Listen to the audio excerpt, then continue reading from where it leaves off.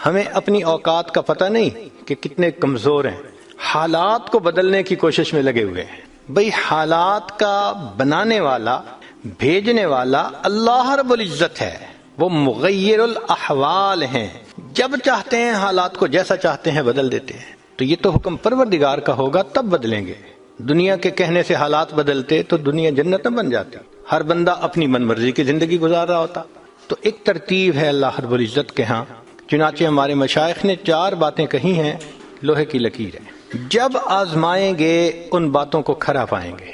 پہلی بات کہ جو شخص اپنے اعمال کو سنوار لیتا ہے اللہ تعالیٰ اس کے حالات کو سنوار دیتے ہیں۔ جو شخص اپنے اعمال کو سنوار لیتا ہے اللہ تعالیٰ اس کے حالات کو سنوار دیتے ہیں۔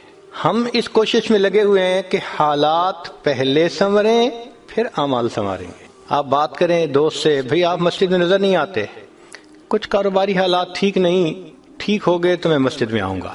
یعنی ہم چاہتے ہیں حالات پہلے ٹھیک ہوں، اعمال بعد میں ٹھیک ہوں۔ کیسے ترتیب الٹ سکتے ہیں؟ چنانچہ جسے دیکھیے وہ اسی کوشش میں لگا ہوا ہے کہ پہلے حالات ٹھیک ہوں بعد میں اعمال ٹھیک کریں گے۔ تو ترتیب ہی الٹی ہم کرتے پھر رہے ہیں۔ اعمال کو جو شخص سنوار لیتا ہے اللہ تعالیٰ اس کے حالات کو سنوار دیتے ہیں۔ اعمال بگڑیں گے، حالات بگڑیں گے۔ جب کہا میں نے کہ یا اللہ تو میرا حال دیکھ، جب کہا میں نے کہ یا اللہ تو میرا حال دیکھ، حکم آیا میرے بندے نام اعمال دیکھ۔ ہم حالات کا تو شکوہ کرتے ہیں، اپنے عمل تو نہیں نہ دیکھتے۔ تو اعمال کو سنوارنے سے اللہ تعالیٰ حالات کو سنوار دیتے ہیں۔ ہم اپنے اندر تقوی اور صبر و ضبط پیدا کریں، اللہ رب العزت ہر دور اور ہر زمانے میں تقوی اور صبر والے بندے کو فرش سے اٹھائیں گے، عرش کے اوپر بٹھائیں گے، تخت کے اوپر بٹھائیں گے۔ اب تقوی اور صبر کی طرف تو ہم آتے نہیں، چاہتے ہیں زندگی تو رہے جیسے ہم گزار رہے ہیں، حالات سیدھے ہو جائیں۔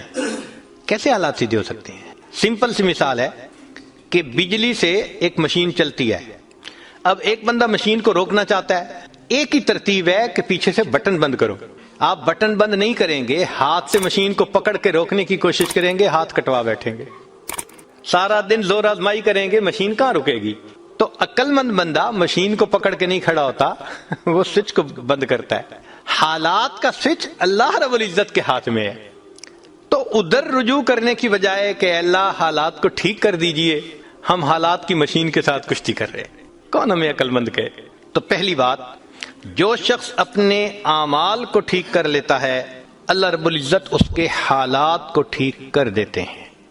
دوسری بات، جو شخص اپنی آخرت کو سنوار لیتا ہے اللہ تعالیٰ اس کی دنیا کو سنوار دیتے ہیں۔ ہم پھر الٹے چاہتے ہیں کہ پہلے دنیا سنورے پھر ہم آخرت سنواریں گے، یہاں پھر ہم غلطی کرتے ہیں۔ دن رات دنیا سنوارنے میں لگے ہوئے ہیں، پزل بنی ہوئی ہے، ایک حصہ جوڑتے ہیں تو دوسرا ٹوٹتا ہے، وہ توڑتے ہیں تو پہلا ٹوٹتا ہے، ہر بندہ لگا ہوا ہے اسی کوشش میں۔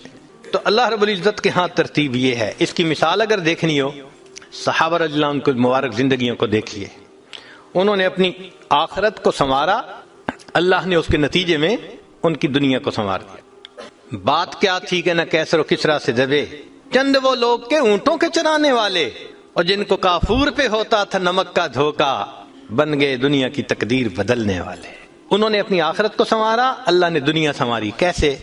اطمینان، اتنا اطمینان کہ یمن سے جوان عورت چلتی ہے اور مدینہ طیبہ پہنچتی ہے اور پورے راستے میں کوئی اس کی طرف آنکھ اٹھا کر دیکھنے والا نہیں ہوتا۔ اللہ نے مال و دولت کے اتنے ڈھیر عطا کیے تھے۔ انس اللہ عنہ کہتے ہیں کہ میں لکڑی کاٹنے والے کلہاڑے سے سونے کی اینٹوں کو توڑا کرتا تھا۔ اب لکڑی کے کلہاڑے سے جو سونا ٹوٹے گا وہ تولوں میں اور گراموں میں تو نہیں نہ ہو سکتا۔ اللہ نے اتنی دولت ان کے قدموں میں ڈال دی تھی۔ بچہ پیدا ہوتا تھا، اس کا روزینہ متعین تھا۔ سیدنا عمر رضی اللہ عنہ نے ایک رات دیکھا ایک عورت چھوٹے سے بچے کو روٹی کا ٹکڑا کھلانے کی کوشش کر رہی ہے، بچہ رو رہا ہے۔ پوچھا کیوں کر رہی ہو؟ کہنے لگی کہ امیر المومنین نے قانون بنایا ہوا ہے کہ جب بچہ دودھ چھوڑے گا پھر ہم بیت المال سے روزینہ متعین کریں گے، تو میں کوشش کر رہی ہوں۔ عمر رضی اللہ عنہ آئے، بہت روئے۔ صحابہ کہتے ہیں کہ اس دن فجر کی نماز پڑھائی، قرات کے اندر اتنا گریا اور بکا تھا کہ ہمیں سمجھنا مشکل ہو رہا تھا، اتنا رو رہے تھے۔ ہم حیران تھے آج امیر المومنین کو کیا ہوا۔ نماز پڑھانے کے بعد ممبر پر بیٹھے، عمر کے اوپر اللہ رحم کرے، اس نے کتنے بچوں کی جان لی ہوگی۔ مقصد یہ تھا کہ میں نے جو یہ قانون بنایا تو کتنی ماؤں نے معصوم بچوں کے دودھ چھڑوائے ہوں گے اور وہ دودھ سے محروم ہوں گے میری وجہ سے۔ پھر اعلان فرمایا کوئی ماں بچے کو دودھ جلدی مت چھڑوائے، جس دن بچہ پیدا ہوگا اسی دن بیت المال سے وظیفہ متعین کر دیا جائے گا۔ آج سے 1400 سال پہلے ہے۔ تو انہوں نے اپنی آخرت کو سنوارا، رب کریم نے اس کے بدلے ان کی دنیا کو سنوار دیا۔ قرآن مجید میں اللہ تعالیٰ فرماتے ہیں وَلَوْ أَنَّ أَهْلَ الْقُرَىٰ آمَنُوا وَاتَّقَوْا، اگر یہ بستی دیسوں والے ایمان لاتے، تقوی کو اختیار کرتے، لَفَتَحْنَا عَلَيْهِمْ بَرَكَاتٍ مِّنَ السَّمَاءِ، ہم ان کے لیے آسمان سے برکتوں کے دروازے کھول دیتے۔ تو ترتیب یہی ہے کہ جو آخرت کو سنوارتا ہے اس کوشش میں لگتا ہے، دنیا اس کا سایہ ہے۔ اللہ دنیا کو خود بخود سنوار دیتے ہیں، الگ سے محنت نہیں کرنی پڑتی۔ مثال کے طور پہ جو بندہ سچ بولتا ہے تجارت میں، اللہ تعالیٰ اس کی تجارت کو خود سنوار دیتے ہیں۔ قسم اٹھا کے یہ بات کہی جا سکتی ہے کہ سچ بولنے والا تاجر کبھی مفلس نہیں ہو سکتا، پاسبل ہی نہیں کہ سچ کی بنیاد ہو اور اس میں برکت نہ ہو۔ تو دو باتیں ہیں، جو شخص اپنے اعمال کو سنوارتا ہے اللہ تعالیٰ حالات کو سنوار دیتے ہیں، جو اپنی آخرت کو سنوار لیتا ہے اللہ تعالیٰ اس کی دنیا کو سنوار دیتے ہیں۔ ہارون رشید اپنی کھڑکی میں سے نیچے دیکھ رہا ہے، مسجد کے دروازے پر امام ابو یوسف رحمۃ اللہ علیہ تشریف لا رہے ہیں اور ان کے پیچھے دو شاگرد ساتھ ساتھ جڑے ہوئے ہیں، دونوں چاہتے ہیں کہ میں جوتے اٹھاؤں، ہر ایک اس کوشش میں ہے۔ جب امام ابو یوسف رحمۃ اللہ نے جوتے اتارے تو ان میں سے ایک بچے کا ہاتھ ایک جوتے پہ پڑا، دوسرے کا ہاتھ دوسرے جوتے پہ پڑا، دونوں نے ایک ایک جوتا اٹھا لیا۔ پھر انہوں نے فوراً آپس میں یہ طے کر لیا کہ ایک نے کپڑا بچھایا رومال، ایک نے بھی جوتا ڈالا، دوسرے نے بھی اس میں ڈال دیا، ایک نے ایک طرف سے پکڑ لیا، دوسرے نے دوسری طرف سے، کہ دونوں کو جوتے اٹھانے کا اجر مل جائے۔ حضرت آگے جا رہے ہیں اور پیچھے دو طالب علم اس طرح جوتے لے کے جا رہے ہیں کہ رومال کے اندر جوتے ہیں، ایک نے بھی پکڑا ہوا ہے دوسرے میں بھی پکڑا ہوا ہے۔ ہارون رشید نے دیکھا تو ٹھنڈی سانس لی۔ بیوی نے پوچھا ہارون رشید کیا ہوا؟ کہنے لگا یوں تو دنیا ہمیں بادشاہ کہتی ہے، ہمارے جوتے اٹھانے کے لیے بھلا کون جھگڑتا ہے؟ یوں تو دنیا ہمیں بادشاہ کہتی ہے، ہمارے جوتے اٹھانے کے لیے بھلا کون جھگڑتا ہے۔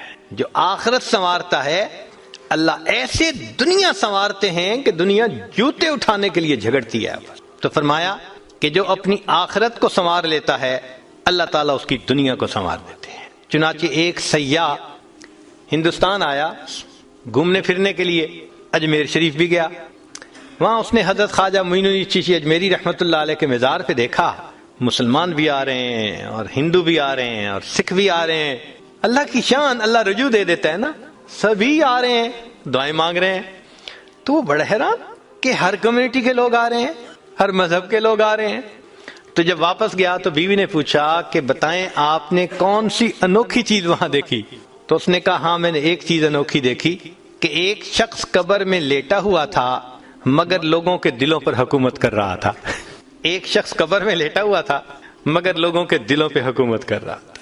اللہ تعالیٰ یوں دنیا سنوارتے ہیں۔ تو دو باتیں، جو شخص اپنی اعمال کو سنوار لیتا ہے اللہ تعالیٰ اس کے حالات کو سنوار دیتے ہیں، اور جو شخص اپنی آخرت کو سنوار لیتا ہے اللہ تعالیٰ اس کی دنیا کو سنوار دیتے ہیں۔ تیسری بات کہ جو شخص اللہ رب العزت سے اپنے تعلق کو سنوار لیتا ہے اللہ مخلوق سے اسے تعلق کو سنوار دیتے ہیں۔ آج ہم چاہتے ہیں چچا راضی ہو جائے، پھپھو راضی ہو جائے، بہن راضی ہو جائے، اور عجیب بات ہے یہ رشتہ داریوں کے معاملے ہیں ہی ایسے، کھاؤں کدھر کی چوٹ بچاؤں کدھر کی چوٹ، سمجھ نہیں لگتی کہ سب کو کیسے راضی کیا جائے۔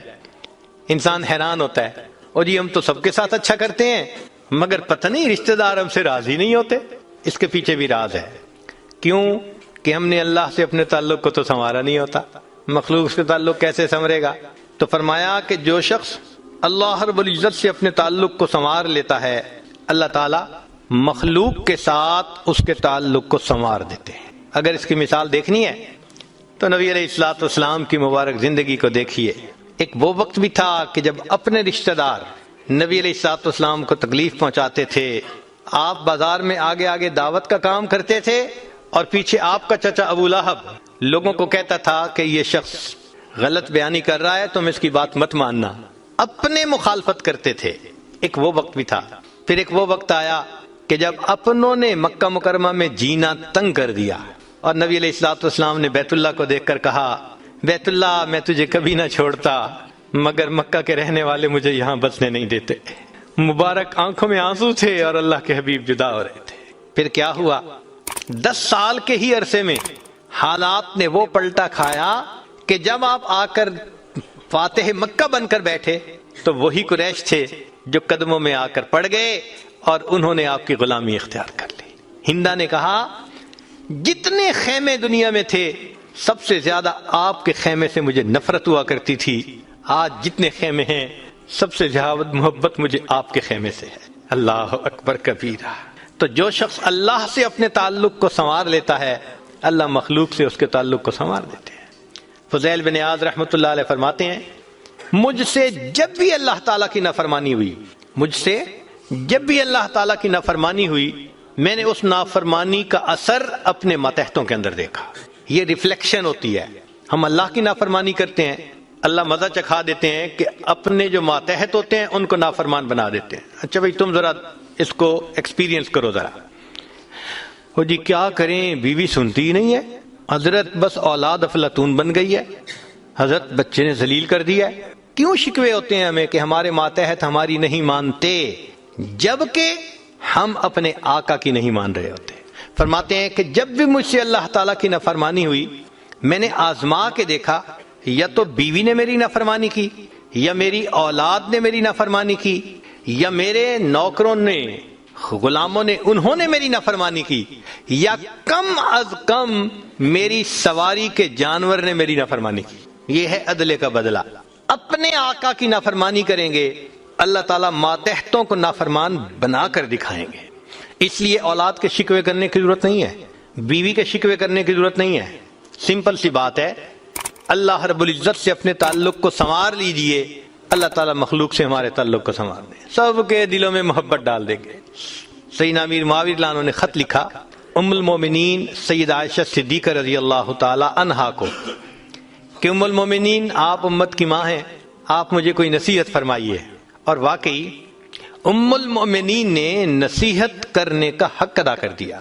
وہ نصیحت پڑھ کے پتہ چلتا ہے کہ انہوں نے نبی علیہ الصلوۃ والسلام کی صحبت یافتہ ہونے کا ثبوت پیش کر دیا۔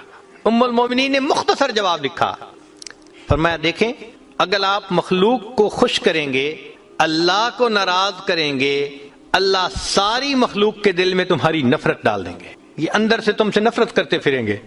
اور اگر تم اللہ کو راضی کرو گے، گو کہ مخلوق ناراض ہو رہی ہے، اللہ تعالیٰ اسی مخلوق کے دل میں تمہاری محبت ڈال دیں گے، یہ سب تمہارے دوست بن جائیں گے۔ تو اصل تو اللہ کو راضی کرنا ہے۔ تو فرمایا کہ تم اللہ سے اپنے تعلق کو سنوار لو، اللہ تعالیٰ مخلوق سے تمہارے تعلق کو سنوار دیں گے۔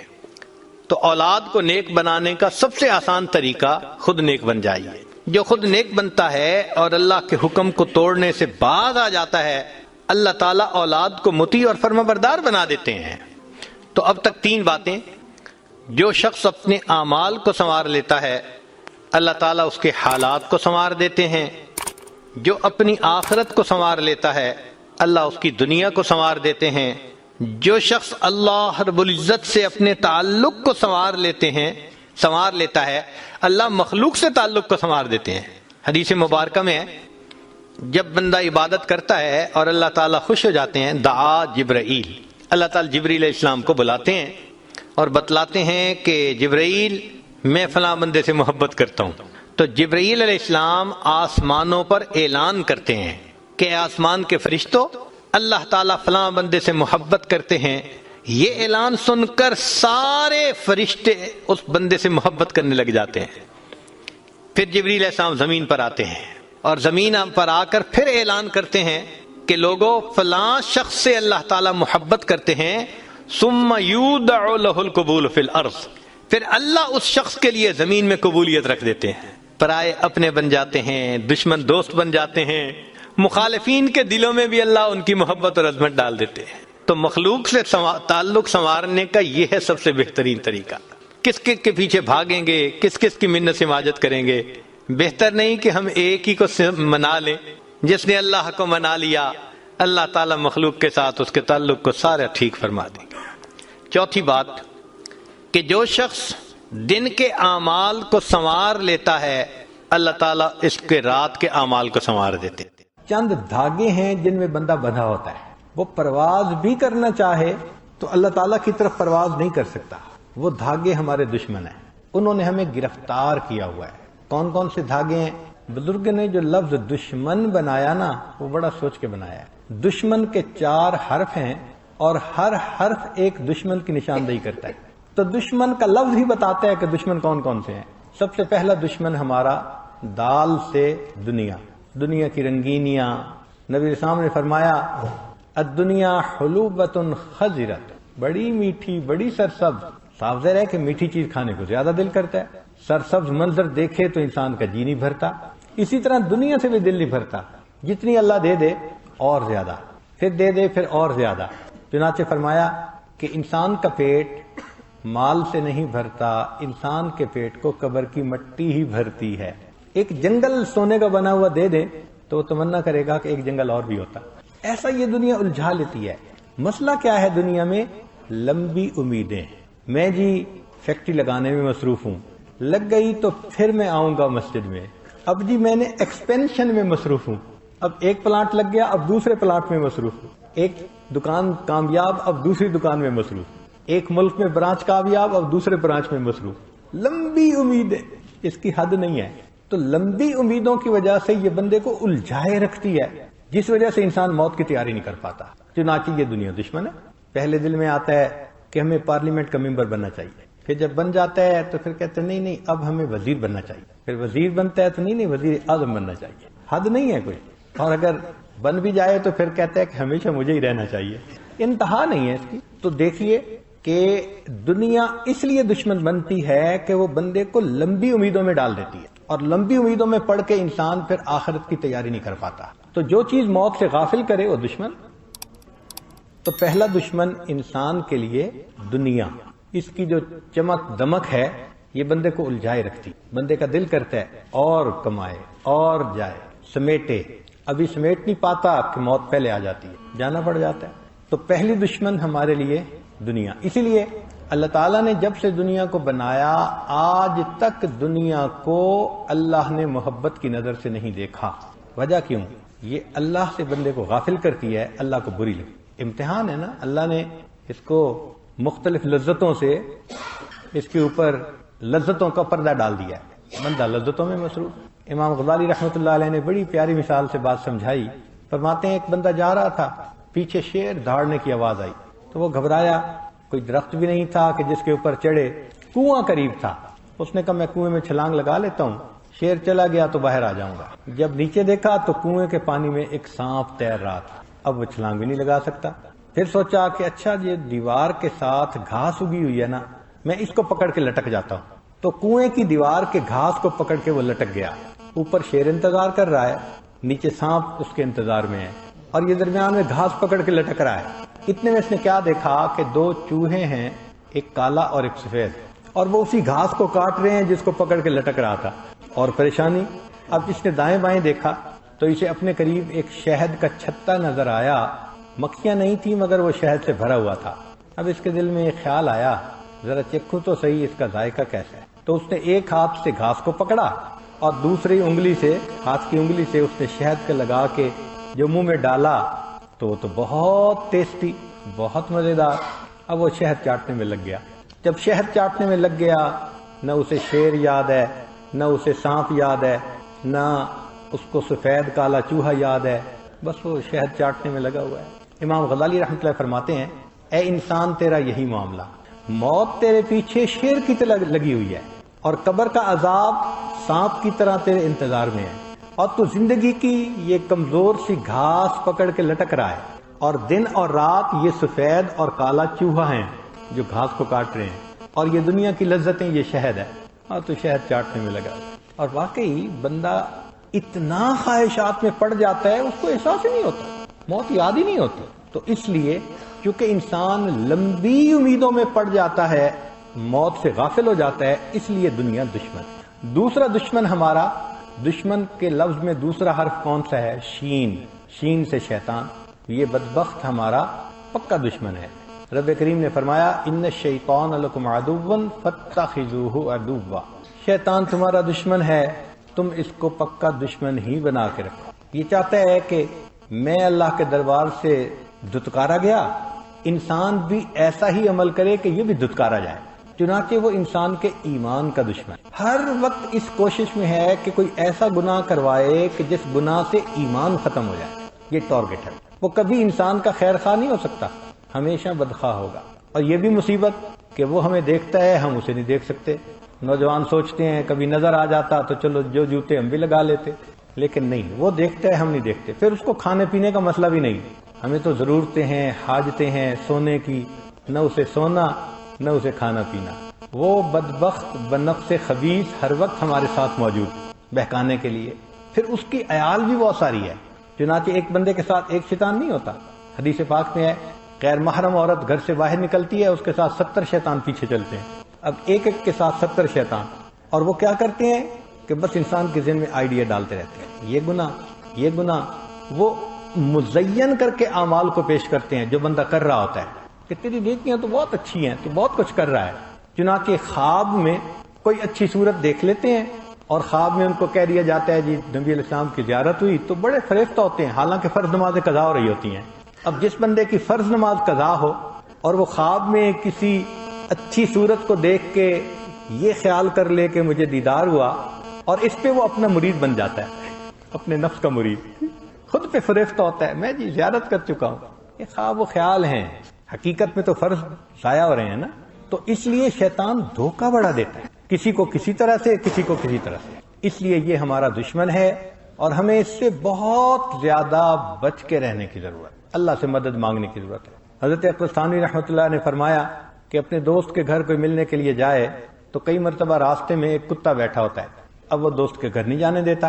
دو صورتیں ہیں، ایک تو یہ کہ انسان کتے کو دیکھ کے واپس گھر آ جائے تو دوست کی ملاقات ختم، دوسرا یہ ہے کہ اس کتے سے لڑنے لگ جائے تو بھی وقت نکل جائے گا ہاتھ سے، اور ایک تیسری صورت ہے کہ اس دوست کو کہے کہ پلیز اس کو اشارہ کر دیں، تو وہ کتے کا نام لے کے پکارے گا۔ ہم نے دیکھا مالک جب کتے کا نام لے کے کہہ دیتے ہیں نا، وہ ایک کونے میں جا کے بیٹھ جاتے ہیں۔ تو فرماتے ہیں کہ اس کا یہی طریقہ ہے کہ یہ شیطان اللہ رب العزت تک جو راستہ جاتا ہے اس راستے کا ایک کتا ہے، رکاوٹ ہے، ہم نہیں اس سے لڑ سکتے۔ اللہ سے ہم رجوع کریں، اللہ اس مصیبت کو یہاں سے نکال دیجیے، اللہ تعالیٰ اس سے جان چھڑا دے۔ اس لیے رابعہ بصریہ اتنی خوبصورت دعا کرتی تھی کہ اے اللہ، جس طرح آپ نے آسمان کو زمین پر گرنے سے روک دیا، شیطان کو مجھ پہ مسلط ہونے سے روک دیجیے۔ کیا خوبصورت دعا ہے۔ اے اللہ، جس طرح آپ نے آسمان کو زمین پر گرنے سے روک دیا، شیطان کو مجھ پر مسلط ہونے سے روک دی، تو اللہ تعالیٰ پھر روک دیتے ہیں۔ اس لیے فرمایا جب شیطان نے قسم کھائی تھی نا میں بہکاؤں گا، سب کو ورغلاؤں گا، وَلَا تَجِدُ أَكْثَرَهُمْ شَاكِرِينَ، اللہ دیکھیں اکثر تیرے ناشکرے۔ اللہ نے فرمایا تھا کہ اِنَّ عِبَادِي لَيْسَ لَكَ عَلَيْهِمْ سُلْطَانٌ، شیطان جو میرے بندے ہوں گے نا تیرا داؤ ان پہ نہیں چلے گا۔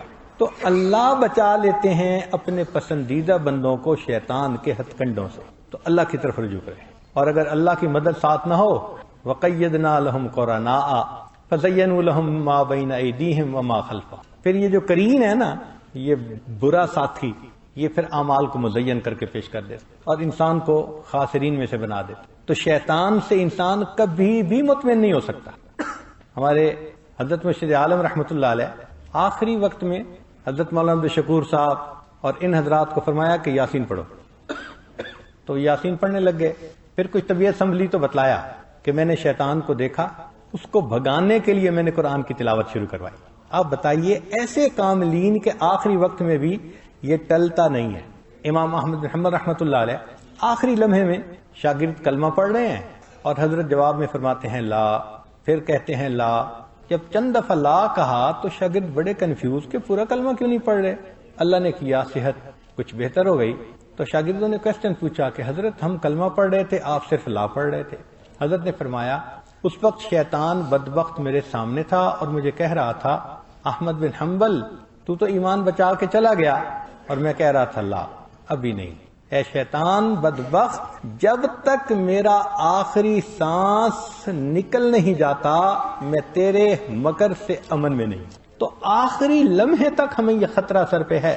چین کی بنسی دنیا میں نہیں بجا سکتے کہ جی اب پرواہ نہیں ہے، فکر لگی ہوتی. تو شیطان دشمن ہے، اس لیے اس سے بھی ہمیں محتاط رہنا چاہیے. تو پہلا دشمن دنیا اور دوسرا دشمن شیطان.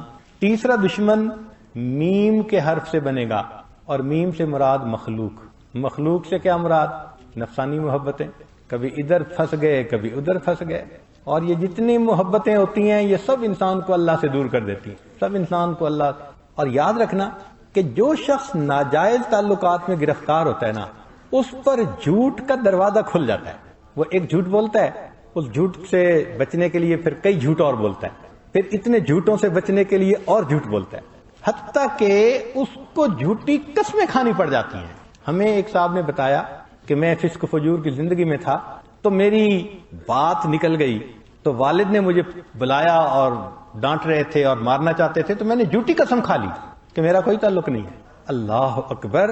اور اس کی آنکھوں سے آنسو ٹپک رہے تھے کہ اب مجھے احساس ہوا کہ میں نے کتنا بڑا گناہ کیا کہ میں نے صرف والد کی سزا سے بچنے کے لیے یہ کہا تھا کہ اگر میرا اس کے ساتھ تعلق ہو تو مجھے کلمے پہ موت نہ آئے. یہ ناجائز تعلقات انسان کو ایمان سے بھی محروم کر دیتے. اس لیے مخلوق کی نفسانی شیطانی محبتیں یہ دشمن ہیں. تو پہلا دشمن دنیا، دوسرا دشمن شیطان، تیسرا دشمن مخلوق، اور چوتھا دشمن نون سے نفس انسان کا، ہمارا اپنا نفس. یہ بھی بدبخت ہے ہمارا اور دشمن بھی ہمارا ہے. باجی بستامی رحمۃ اللہ فرماتے تھے کہ مجھے خواب میں اللہ رب العزت کا دیدار ہوا. میں نے پوچھا اللہ میں آپ تک آنا چاہتا ہوں.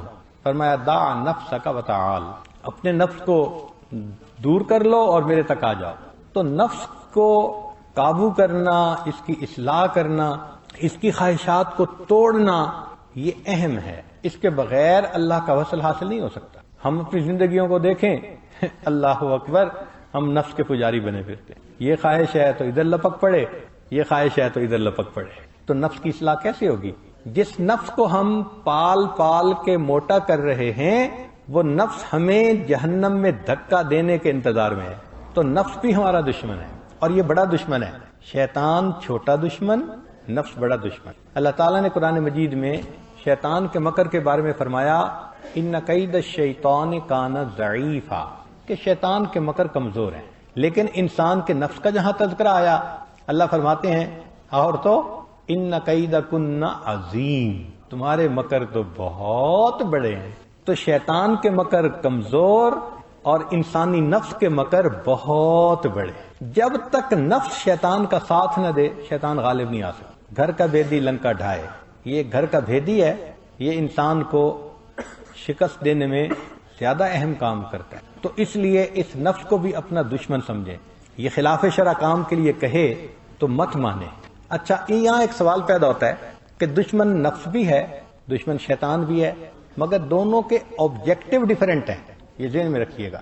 نفس کا مقصود مختلف، شیطان کا مقصود مختلف. نفس کا مقصود ہے لذت پانا، بس اس کو جائز لذتیں دے دو پھر بھی خوش ہے، ناجائز ملیں تو بھی خوش ہے، اس کو لذت چاہیے. تو شیطان کا مقصود لذت ہے، لطف اندوز ہونا نفس کا. لیکن شیطان کا مقصود لذتیں نہیں ہیں. وہ لذتوں میں انسان کو اس لیے ڈالتا ہے کہ ان کو ایمان سے محروم کر سکے.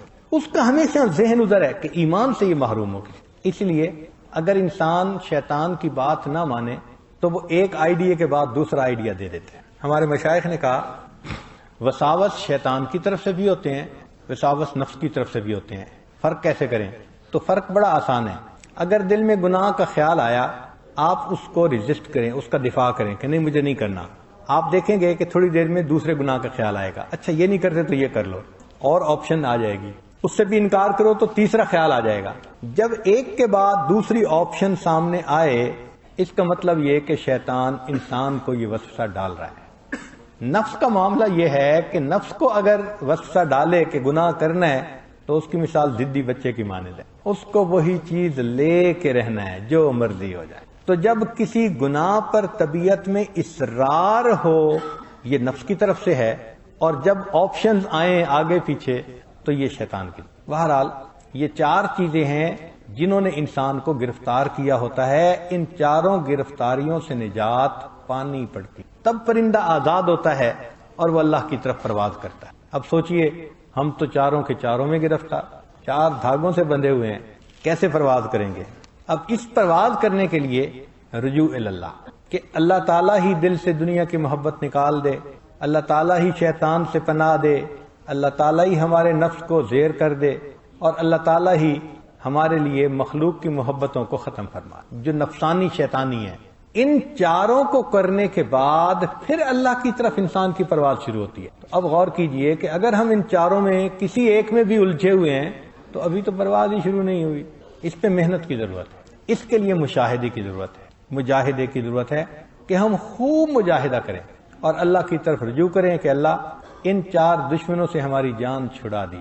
ہمیں اپنی اوقات کا پتہ نہیں کہ کتنے کمزور ہیں، حالات کو بدلنے کی کوشش میں لگے ہوئے ہیں۔ بھئی حالات کا بنانے والا، بھیجنے والا اللہ رب العزت ہے، وہ مغیر الاحوال ہیں، جب چاہتے ہیں حالات کو جیسا چاہتے ہیں بدل دیتے ہیں۔ تو یہ تو حکم پروردگار کا ہوگا تب بدلیں گے۔ دنیا کے کہنے سے حالات بدلتے تو دنیا جنت بن جاتی، ہر بندہ اپنی من مرضی کی زندگی گزار رہا ہوتا۔ تو ایک ترتیب ہے اللہ رب العزت کے ہاں، چنانچہ ہمارے مشائخ نے 4 باتیں کہی ہیں، لوہے کی لکیر ہے۔ جب آزمائیں گے ان باتوں کو کھرا پائیں گے۔ پہلی بات کہ جو شخص اپنے اعمال کو سنوار لیتا ہے اللہ تعالیٰ اس کے حالات کو سنوار دیتے ہیں۔ جو شخص اپنے اعمال کو سنوار لیتا ہے اللہ تعالیٰ اس کے حالات کو سنوار دیتے ہیں۔ ہم اس کوشش میں لگے ہوئے ہیں کہ حالات پہلے سنوریں پھر اعمال سنواریں گے۔ آپ بات کریں دوست سے، بھئی آپ مسجد میں نظر نہیں آتے، کچھ کاروباری حالات ٹھیک نہیں، ٹھیک ہو گئے تو میں مسجد میں آؤں گا۔ یعنی ہم چاہتے ہیں حالات پہلے ٹھیک ہوں، اعمال بعد میں ٹھیک ہوں۔ کیسے ترتیب الٹ سکتے ہیں؟ چنانچہ جسے دیکھیے وہ اسی کوشش میں لگا ہوا ہے کہ پہلے حالات ٹھیک ہوں بعد میں اعمال ٹھیک کریں گے۔ تو ترتیب ہی الٹی ہم کرتے پھر رہے ہیں۔ اعمال کو جو شخص سنوار لیتا ہے اللہ تعالیٰ اس کے حالات کو سنوار دیتے ہیں۔ اعمال بگڑیں گے، حالات بگڑیں گے۔ جب کہا میں نے کہ یا اللہ تو میرا حال دیکھ، جب کہا میں نے کہ یا اللہ تو میرا حال دیکھ، حکم آیا میرے بندے نام اعمال دیکھ۔ ہم حالات کا تو شکوہ کرتے ہیں، اپنے عمل تو نہیں نہ دیکھتے۔ تو اعمال کو سنوارنے سے اللہ تعالیٰ حالات کو سنوار دے اور صبر و ضبط پیدا کریں۔ اللہ رب العزت ہر دور اور ہر زمانے میں تقوی اور صبر والے بندے کو فرش سے اٹھائیں گے، عرش کے اوپر بٹھائیں گے، تخت کے اوپر بٹھائیں گے۔ اب تقوی اور صبر کی طرف تو ہم آتے نہیں، چاہتے ہیں زندگی تو رہے جیسے ہم گزار رہے ہیں، حالات سیدھے ہو جائیں۔ کیسے حالات سیدھے ہو سکتے ہیں؟ سمپل سی مثال ہے کہ بجلی سے ایک مشین چلتی ہے، اب ایک بندہ مشین کو روکنا چاہتا ہے، ایک ہی ترتیب ہے کہ پیچھے سے بٹن بند کرو۔ آپ بٹن بند نہیں کریں گے، ہاتھ سے مشین کو پکڑ کے روکنے کی کوشش کریں گے، ہاتھ کٹوا بیٹھیں گے، سارا دن زور آزمائی کریں گے، مشین کہاں رکے گی؟ تو عقل مند بندہ مشین کو پکڑ کے نہیں کھڑا ہوتا، وہ سوئچ کو بند کرتا ہے۔ حالات کا سوئچ اللہ رب العزت کے ہاتھ میں ہے۔ تو ادھر رجوع کرنے کی بجائے کہ اللہ حالات کو ٹھیک کر دیجئے، ہم حالات کی مشین کے ساتھ کشتی کر رہے ہیں۔ کون ہمیں عقل مند کہے؟ تو پہلی بات، جو شخص اپنے اعمال کو ٹھیک کر لیتا ہے اللہ رب العزت اس کے حالات کو ٹھیک کر دیتے ہیں۔ دوسری بات، جو شخص اپنی آخرت کو سنوار لیتا ہے اللہ تعالیٰ اس کی دنیا کو سنوار دیتے ہیں۔ ہم پھر الٹے چاہتے ہیں کہ پہلے دنیا سنورے پھر ہم آخرت سنواریں گے، یہاں پھر ہم غلطی کرتے ہیں۔ دن رات دنیا سنوارنے میں لگے ہوئے ہیں، پزل بنی ہوئی ہے، ایک حصہ جوڑتے ہیں تو دوسرا ٹوٹتا ہے، وہ توڑتے ہیں تو پہلا ٹوٹتا ہے، ہر بندہ لگا ہوا ہے اسی کوشش میں۔ تو اللہ رب العزت کے ہاں ترتیب یہ ہے۔ اس کی مثال اگر دیکھنی ہو، صحابہ رضی اللہ عنہ کی مبارک زندگیوں کو دیکھیے، انہوں نے اپنی آخرت کو سنوارا، اللہ نے اس کے نتیجے میں ان کی دنیا کو سنوار دیا۔ بات کیا تھی کہ نہ کیسر و کسرا سے دبے، چند وہ لوگ کے اونٹوں کے چرانے والے، اور جن کو کافور پہ ہوتا تھا نمک کا دھوکا، بن گئے دنیا کی تقدیر بدلنے والے۔ انہوں نے اپنی آخرت کو سنوارا، اللہ نے دنیا سنواری۔ کیسے؟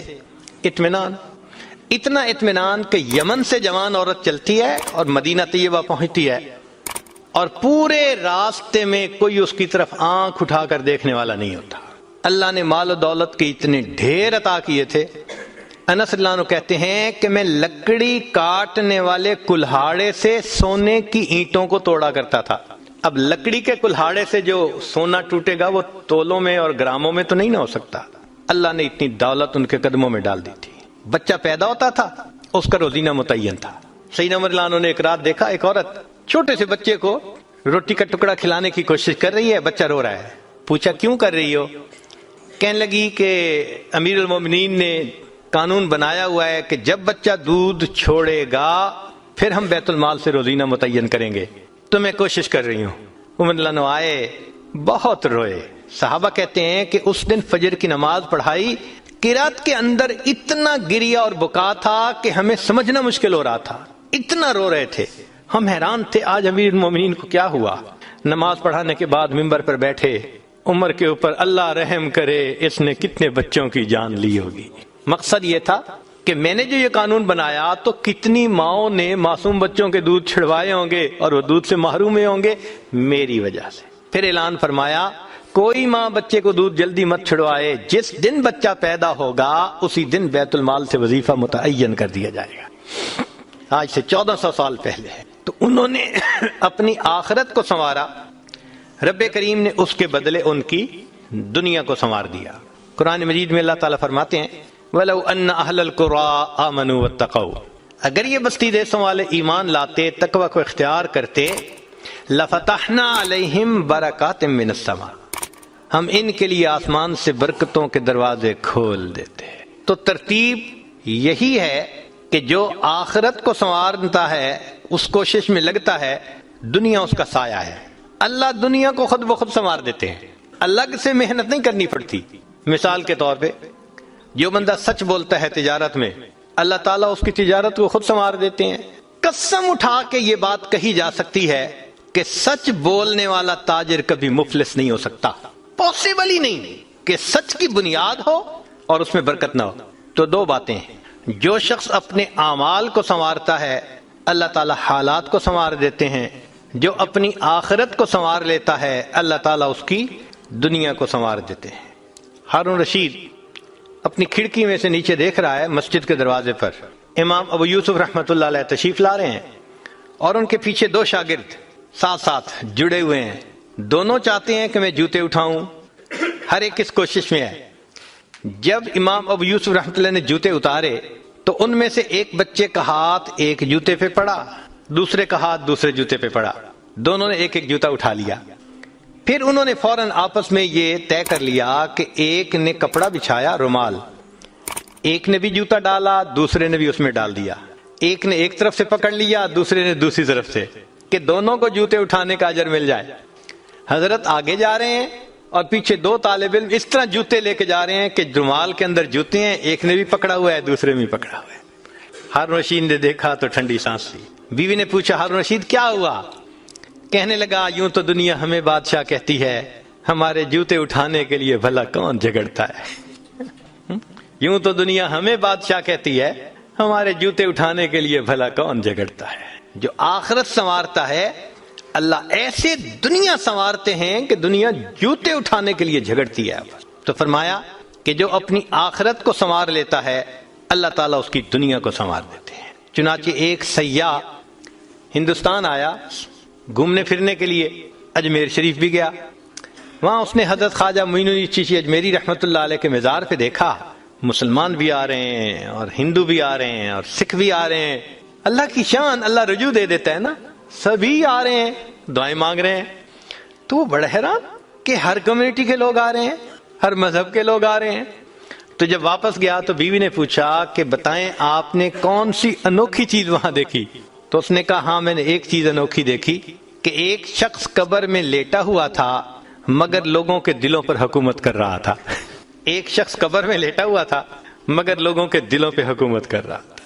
اللہ تعالیٰ یوں دنیا سنوارتے ہیں. تو دو باتیں, جو شخص اپنی اعمال کو سنوار لیتا ہے اللہ تعالیٰ اس کے حالات کو سنوار دیتے ہیں, اور جو شخص اپنی آخرت کو سنوار لیتا ہے اللہ تعالیٰ اس کی دنیا کو سنوار دیتے ہیں. تیسری بات کہ جو شخص اللہ رب العزت سے اپنے تعلق کو سنوار لیتا ہے اللہ مخلوق سے اسے تعلق کو سنوار دیتے ہیں. آج ہم چاہتے ہیں چچا راضی ہو جائے, پھپھو راضی ہو جائے, بہن راضی ہو جائے, اور عجیب بات ہے یہ رشتہ داریوں کے معاملے ہیں ہی ایسے, کھاؤں کدھر کی چوٹ بچاؤں کدھر کی چوٹ, سمجھ نہیں لگتی کہ سب کو کیسے راضی کیا جائے.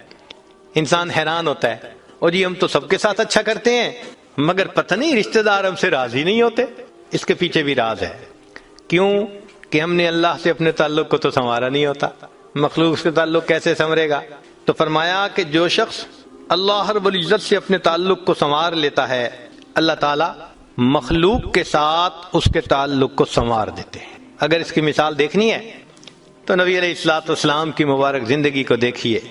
ایک وہ وقت بھی تھا کہ جب اپنے رشتہ دار نبی علیہ الصلوۃ والسلام کو تکلیف پہنچاتے تھے، آپ بازار میں آگے آگے دعوت کا کام کرتے تھے اور پیچھے آپ کا چچا ابو لہب لوگوں کو کہتا تھا کہ یہ شخص غلط بیانی کر رہا ہے، تم اس کی بات مت ماننا، اپنے مخالفت کرتے تھے۔ ایک وہ وقت بھی تھا۔ پھر ایک وہ وقت آیا کہ جب اپنوں نے مکہ مکرمہ میں جینا تنگ کر دیا اور نبی علیہ الصلوۃ والسلام نے بیت اللہ کو دیکھ کر کہا، بیت اللہ میں تجھے کبھی نہ چھوڑتا مگر مکہ کے رہنے والے مجھے یہاں بسنے نہیں دیتے۔ مبارک آنکھوں میں آنسو تھے اور اللہ کے حبیب جدا ہو رہے تھے۔ پھر کیا ہوا؟ 10 سال کے ہی عرصے میں حالات نے وہ پلٹا کھایا کہ جب آپ آ کر فاتح مکہ بن کر بیٹھے تو وہی قریش تھے جو قدموں میں آ کر پڑ گئے اور انہوں نے آپ کی غلامی اختیار کر لی۔ ہندا نے کہا جتنے خیمے دنیا میں تھے سب سے زیادہ آپ کے خیمے سے مجھے نفرت ہوا کرتی تھی، آج جتنے خیمے ہیں سب سے زیادہ محبت مجھے آپ کے خیمے سے ہے۔ اللہ اکبر کبیرہ۔ تو جو شخص اللہ سے اپنے تعلق کو سنوار لیتا ہے، اللہ مخلوق سے اس کے تعلق کو سنوار دیتے ہیں۔ فضیل بن عیاض رحمۃ اللہ علیہ فرماتے ہیں، مجھ سے جب بھی اللہ تعالیٰ کی نافرمانی ہوئی، مجھ سے جب بھی اللہ تعالیٰ کی نافرمانی ہوئی، میں نے اس نافرمانی کا اثر اپنے ماتحتوں کے اندر دیکھا۔ یہ ریفلیکشن ہوتی ہے، ہم اللہ کی نافرمانی کرتے ہیں، اللہ مزہ چکھا دیتے ہیں کہ اپنے جو ماتحت ہوتے ہیں ان کو نافرمان بنا دیتے ہیں۔ اچھا بھائی تم ذرا اس کو ایکسپیرینس کرو ذرا۔ وہ جی کیا کریں، بیوی سنتی ہی نہیں ہے، حضرت بس اولاد افلاطون بن گئی ہے، حضرت بچے نے ذلیل کر دیا ہے۔ کیوں شکوے ہوتے ہیں ہمیں کہ ہمارے ماتحت ہماری نہیں مانتے، جبکہ ہم اپنے آقا کی نہیں مان رہے ہوتے۔ فرماتے ہیں کہ جب بھی مجھ سے اللہ تعالیٰ کی نافرمانی ہوئی، میں نے آزما کے دیکھا، یا تو بیوی نے میری نافرمانی کی، یا میری اولاد نے میری نافرمانی کی، یا میرے نوکروں نے غلاموں نے انہوں نے میری نافرمانی کی، یا کم از کم میری سواری کے جانور نے میری نافرمانی کی۔ یہ ہے عدل کا بدلہ۔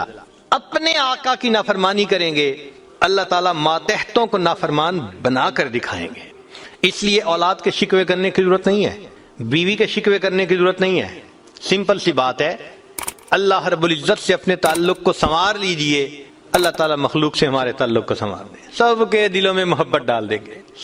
سیدنا امیر معاویہ رضی اللہ عنہ نے خط لکھا ام المومنین سید عائشہ صدیقہ رضی اللہ تعالی عنہا کو کہ ام المومنین آپ امت کی ماں ہیں، آپ مجھے کوئی نصیحت فرمائیے۔ اور واقعی ام المومنین نے نصیحت کرنے کا حق ادا کر دیا۔ وہ نصیحت پڑھ کے پتہ چلتا ہے کہ انہوں نے نبی علیہ الصلوۃ والسلام کی صحبت یافتہ ہونے کا ثبوت پیش کر دیا۔ ام المومنین نے مختصر جواب لکھا، فرمایا دیکھیں اگر آپ مخلوق کو خوش کریں گے، اللہ کو ناراض کریں گے، اللہ ساری مخلوق کے دل میں تمہاری نفرت ڈال دیں گے، یہ اندر سے تم سے نفرت کرتے پھریں گے۔ اور اگر تم اللہ کو راضی کرو گے، گو کہ مخلوق ناراض ہو رہی ہے، اللہ تعالیٰ اسی مخلوق کے دل میں تمہاری محبت ڈال دیں گے، یہ سب تمہارے دوست بن جائیں گے۔ تو اصل تو اللہ کو راضی کرنا ہے۔ تو فرمایا کہ تم اللہ سے اپنے تعلق کو سنوار لو، اللہ تعالیٰ مخلوق سے تمہارے تعلق کو سنوار دیں گے۔ تو اولاد کو نیک بنانے کا سب سے آسان طریقہ خود نیک بن جائیے۔ جو خود نیک بنتا ہے اور اللہ کے حکم کو توڑنے سے باز آ جاتا ہے، اللہ تعالیٰ اولاد کو مطیع اور فرمانبردار بنا دیتے ہیں۔ تو اب تک 3 باتیں، جو شخص اپنے اعمال کو سنوار لیتا ہے اللہ تعالیٰ اس کے حالات کو سنوار دیتے ہیں، جو اپنی آخرت کو سنوار لیتا ہے اللہ اس کی دنیا کو سنوار دیتے ہیں، جو شخص اللہ رب العزت سے اپنے تعلق کو سنوار لیتا ہے اللہ مخلوق سے تعلق کو سنوار دیتے ہیں۔ حدیث مبارکہ میں ہے جب بندہ عبادت کرتا ہے اور اللہ تعالیٰ خوش ہو جاتے ہیں، دعا جبرائیل، اللہ تعالیٰ جبریل علیہ السلام کو بلاتے ہیں اور بتلاتے ہیں کہ جبرائیل میں فلاں بندے سے محبت کرتا ہوں۔ تو جبرائیل علیہ السلام آسمانوں پر اعلان کرتے ہیں کہ آسمان کے فرشتوں اللہ تعالیٰ فلاں بندے سے محبت کرتے ہیں، یہ اعلان سن کر سارے فرشتے اس بندے سے محبت کرنے لگ جاتے ہیں۔ پھر جبریل علیہ السلام زمین پر آتے ہیں اور زمین پر آ کر پھر اعلان کرتے ہیں کہ لوگوں فلاں شخص سے اللہ تعالیٰ محبت کرتے ہیں، ثم یودع له القبول فی الارض، پھر اللہ اس شخص کے لیے زمین میں قبولیت رکھ دیتے ہیں، پرائے اپنے بن جاتے ہیں، دشمن دوست بن جاتے ہیں، مخالفین کے دلوں میں بھی اللہ ان کی محبت اور عظمت ڈال دیتے ہیں۔ تو مخلوق سے تعلق سنوارنے کا یہ ہے سب سے بہترین طریقہ۔ کس کے پیچھے بھاگیں گے، کس کی منت سماجت کریں گے؟ بہتر نہیں کہ ہم ایک ہی کو منا لیں، جس نے اللہ کو منا لیا اللہ تعالیٰ مخلوق کے ساتھ اس کے تعلق کو سارا ٹھیک فرما دیں گے۔ چوتھی بات کہ جو شخص دن کے اعمال کو سنوار لیتا ہے اللہ تعالیٰ اس کے رات